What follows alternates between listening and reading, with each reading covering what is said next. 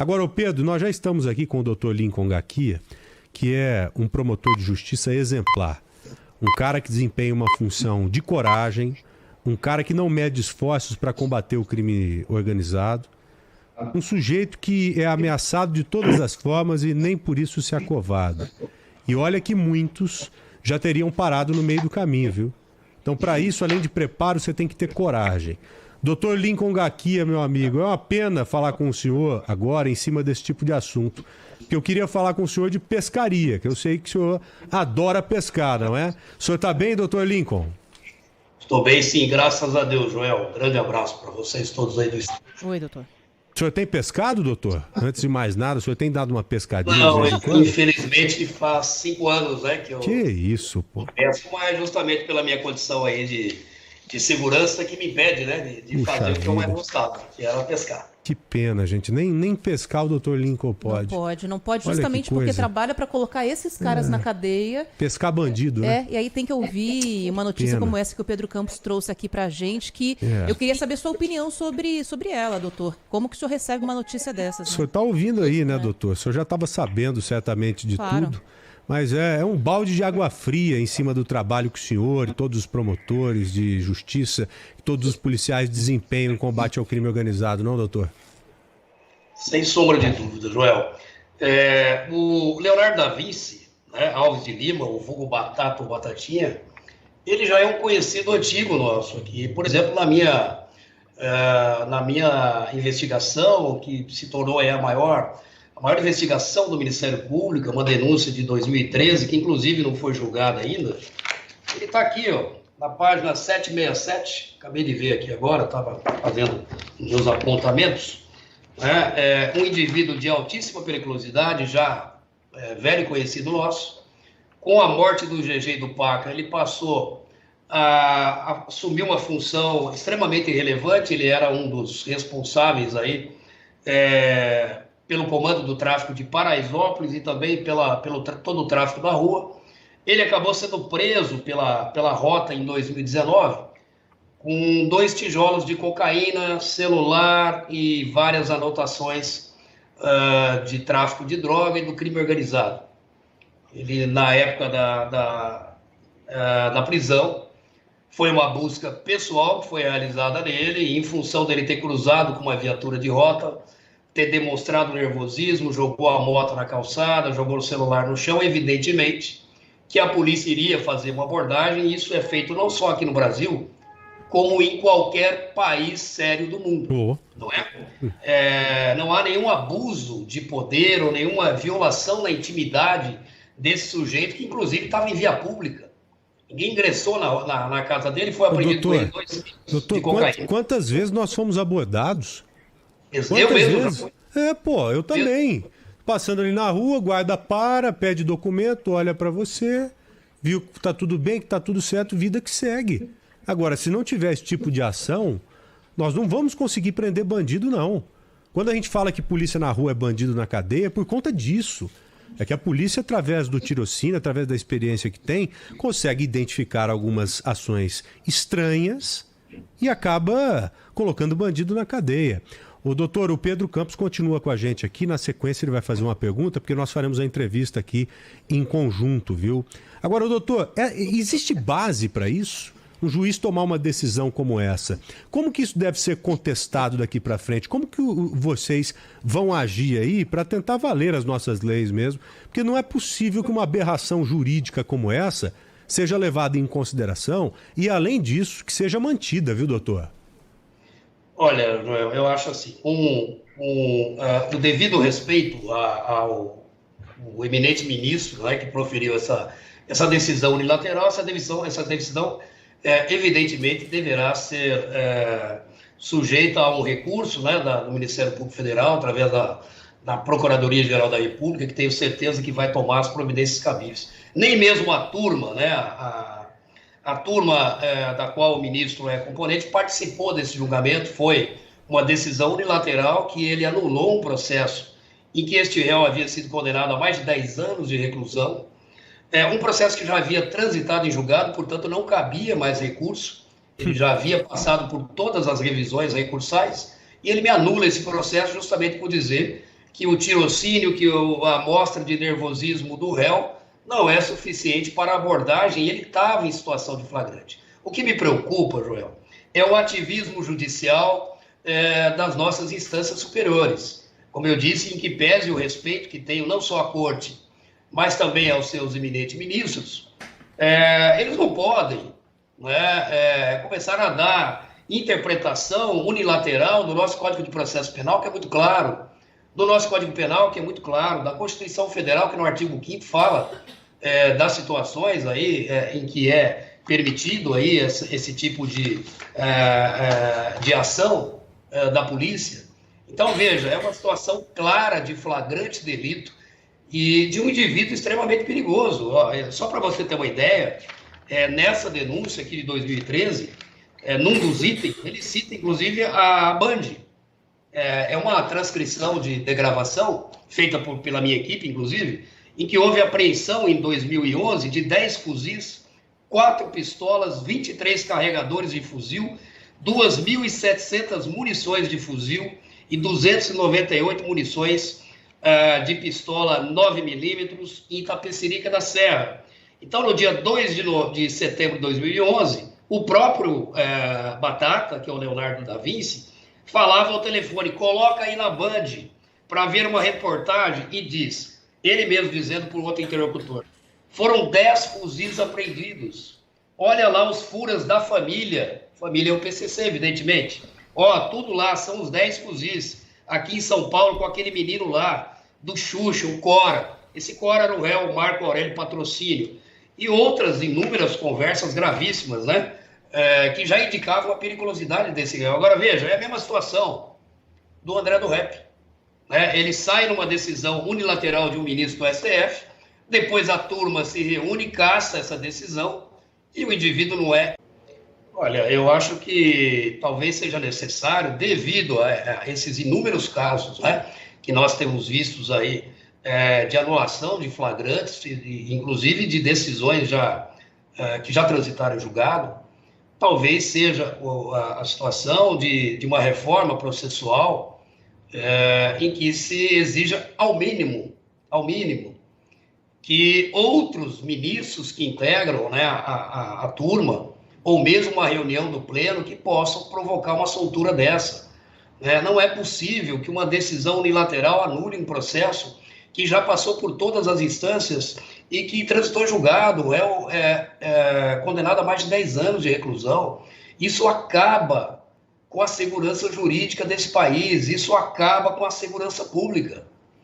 Imaginem a enxurrada de HCs que vão ingressar aí agora, os demais integrantes da alta cúpula do PCC, para tentar obter aí uma liberação com base nesse precedente da Corte, né? O precedente unilateral da Corte. Então, talvez, no mínimo, que decisões como essa sejam tomadas pela própria turma toda reunida, ou pelo pleno do tribunal, né? Devido à amplitude que isso pode gerar e ao precedente muito perigoso que isso vai gerar. Sabe o que me espantou nisso? Foi o seguinte, a decisão é clara, ela vem depois de uma interpretação do juiz, né? Vamos supor que o policial tenha abordado o cidadão e não tivesse encontrado nada com ele. Nós estaríamos falando de uma coisa completamente diferente da realidade. Esse cidadão abordado poderia até mesmo processar o Estado. Falar, se houvesse uma abordagem violenta, por exemplo. Eu fui abordado ali, a polícia não encontrou nada comigo, eu sou um cara honesto, ou pelo menos não havia nada comigo naquele momento e nada ficou provado. Agora, se o policial age como agiu, aborda o cara e pega o sujeito em flagrante, essa decisão dele de agora, desse juiz, ela é totalmente desmantelada. Não é? Ela é totalmente derrubada devido ao fato em si, porque ali é a prova cabal, Você está punindo um policial, na realidade, que agiu e encontrou um cidadão em uma atitude de flagrante. Exatamente. Agora o senhor está falando sobre uma das possibilidades, né, doutor Gaquia, de proibir que um tipo de decisão, uma decisão como essa, que envolva bandidos de alta periculosidade, sejam unilaterais, que precisa passar por outros ministros, por um colegiado. Agora, já existe algo de maneira objetiva em andamento para fazer essa reforma? Alguma iniciativa? Algo que até vocês, promotores, que obviamente veem o trabalho de vocês vocês escorrendo pelo ralo, né, com esse tipo de decisão, já estejam se movimentando para fazer? Olha, eu não tenho conhecimento, mas diante do absurdo de uma decisão como essa, como eu disse, com o devido respeito, mas eu não sou obrigado, né? Eu respeito, mas não sou obrigado a concordar com essa decisão unilateral, não é? E claro, eu não sou o promotor do caso, portanto eu estou tranquilo. Eu sou promotor aqui, corregedor do presídio de Presidente Venceslau II, onde esse preso estava custodiado. E por que ele estava no presídio 2 aqui de Presidente Venceslau? Porque o presídio 2 de Presidente Venceslau, ele é reservado para os criminosos mais perigosos do país, que estejam presos aqui em São Paulo. Então, esse é o motivo da minha indignação, ele já é investigado por nós, ele já tem 2 outros processos em andamento, um por tráfico de drogas, em que ele está respondendo, e tem esse processo aqui no interior de São Paulo, em Venceslau, do qual eu citei alguns exemplos, mas só para ficar num deles, em que ele comenta até uma reportagem que estava passando na Band em 2011, da apreensão de 10 fuzis, que eram fuzis da família, e extremamente preocupado com isso.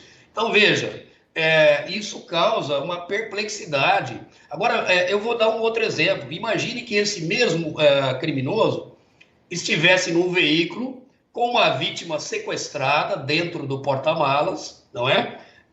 Um fuzil dentro do carro, com 2 tijolos de cocaína, e que tenha demonstrado nervosismo ao cruzar com a viatura da rota, tenha jogado esse veículo na calçada para tentar se evadir.